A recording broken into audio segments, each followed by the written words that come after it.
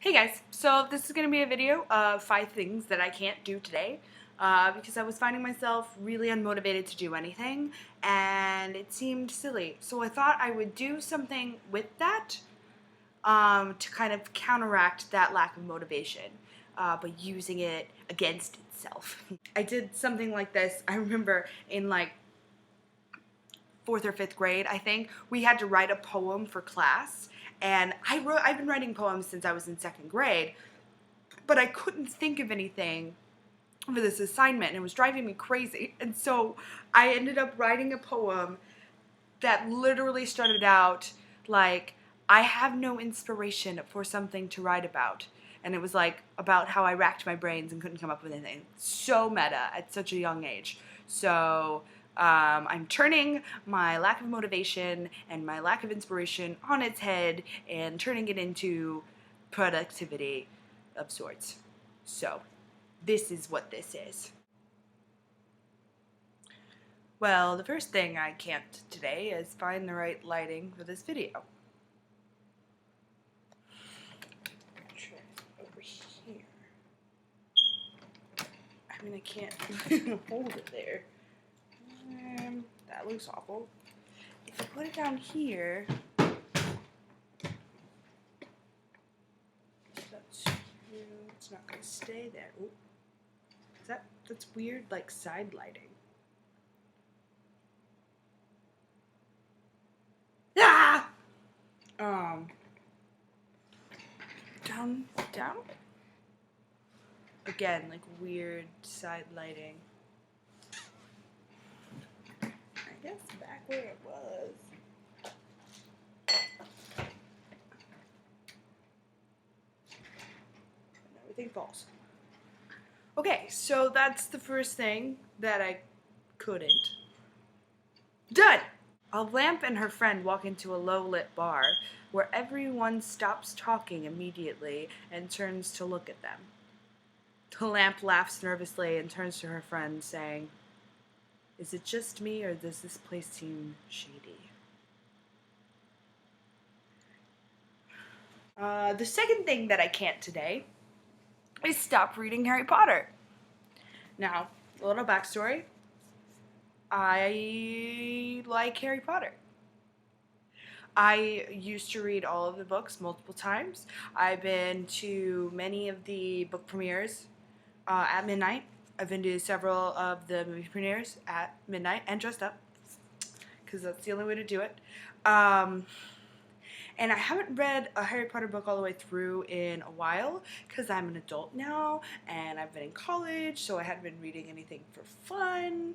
And then I graduated and I started reading more for fun again, which is the best thing about graduating from college. And I decided that I was gonna just read one. So I picked up The Order of the Phoenix, which is the 5th one.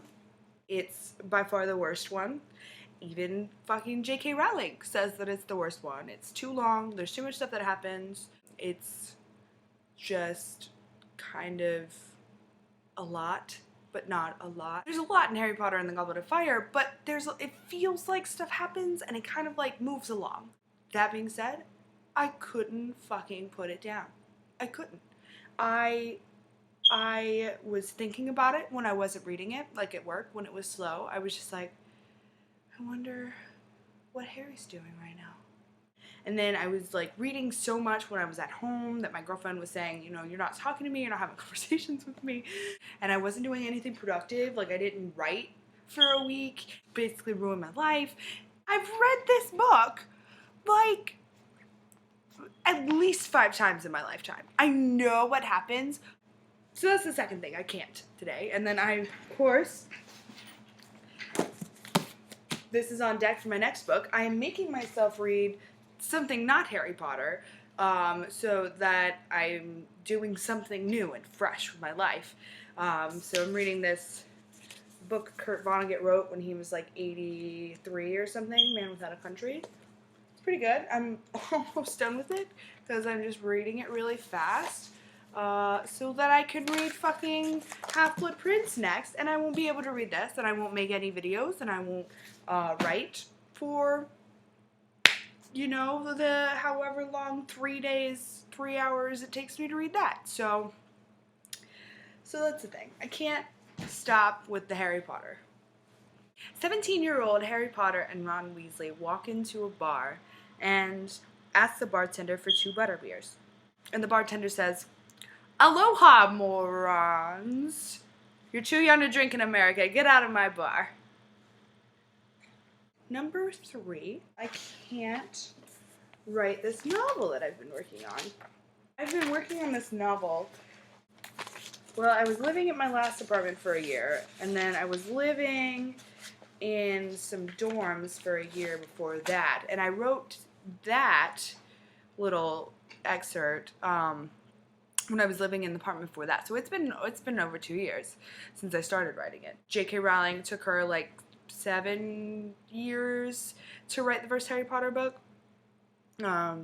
And I've like told myself, I'm like, it's probably gonna take you 10 years to really write this.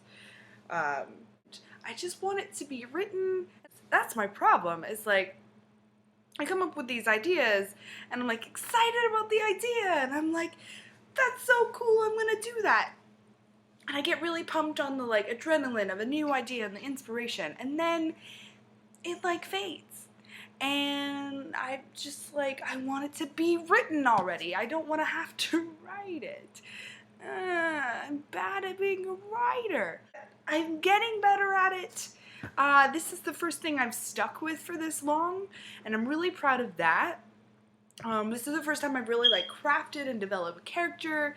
It's been through different manifestations. Like for a little while it was a play, and I have all these ideas of how the novel is going to be set up and structured, and I basically have an idea of what's going to happen. I'm still not quite sure how it's going to end, but I think I know how I want it to end.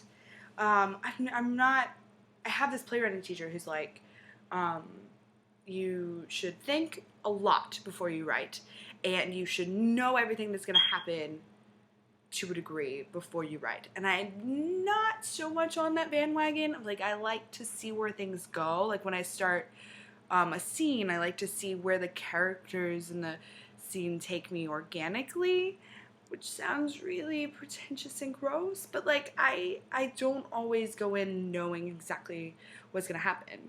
But anyway, I'm working on a play right now for that playwriting class I'm in. I'm working on some blog posts so that people might pay me some money now to write things, and also because I have like political and like social ideas that I want to like put out into the world, and I'm working on making YouTube videos regularly, and I'm reading fucking Harry Potter, and I can't write my novel right now. But hopefully I'll figure out how to like schedule things out and really get some work going, like regular work, so that I feel like I'm making progress, and maybe it won't take me 10 years, but it'll most likely take me around 10 years to write that. So that's the third thing I can't today. A book of approximately 40,000 words walks into a bar, orders an Arnold Palmer, and sits down. While he's sipping his drink, the guy next to him nudges his friend and is like, "Wow, that's a novelty." This is my guitar drum, and I don't know how to play it. I've had it for longer than I've been working on the novel idea. That's a novel idea. I got it when I had another obsession with a gay country music star, Shelley Wright. I was so excited that there was like a gay country music star, because that's like 2 parts of my life that are really big. It's like country music. I come from the South. I love country music still. It's like comforting to me. It's like makes me feel kind of like I'm at home. But also the gayness, the like progressive, the like being out, the embracing yourself, the shirking of the old-fashioned ideas and heteronormativity that country music is still really connected with. And I was like following her story, and I was just like, I want to write songs. I want to be able to express myself that way, and Around that time too, I watched a Taylor Swift documentary, and she's awesome. She's like a lot sometimes, but she's awesome. But in this documentary, she's like, and that day I got my first guitar, and that day I wrote my first 3 songs, and I was like, you do what now? And I'm like, I have learned chords on here, and I have not been able to retain them.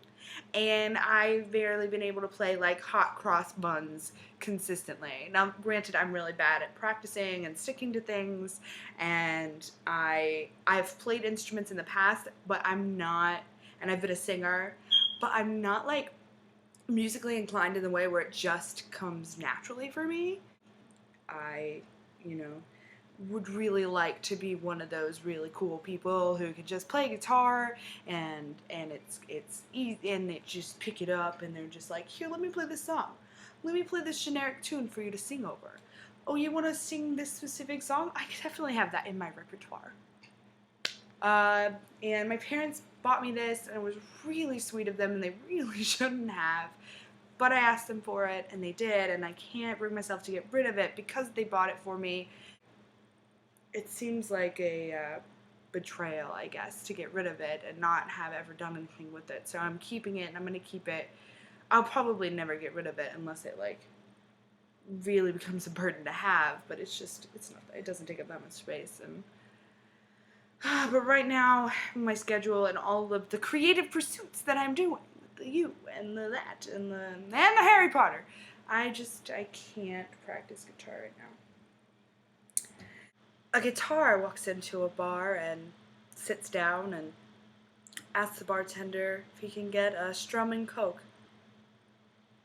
And the bartender looks at him in silent judgment. And the 5th thing that I can't do is actually come up with a 5th thing that I can't do today. So, yeah. That's it. Yeah. See you later. A procrastinator walks into a bar, sits down, reads the menu again, asks several questions about several items on the menu, asks several questions about the bar itself, talks to their neighbor on their left, talks to their neighbor on their right, texts 2 friends to tell them where they are, looks at Tumblr for about 10 minutes, looks at BuzzFeed for about 20 minutes, finally asks to get a drink to find that it's final call, and she can't. It got a little darker than I expected, than I intended. Sorry.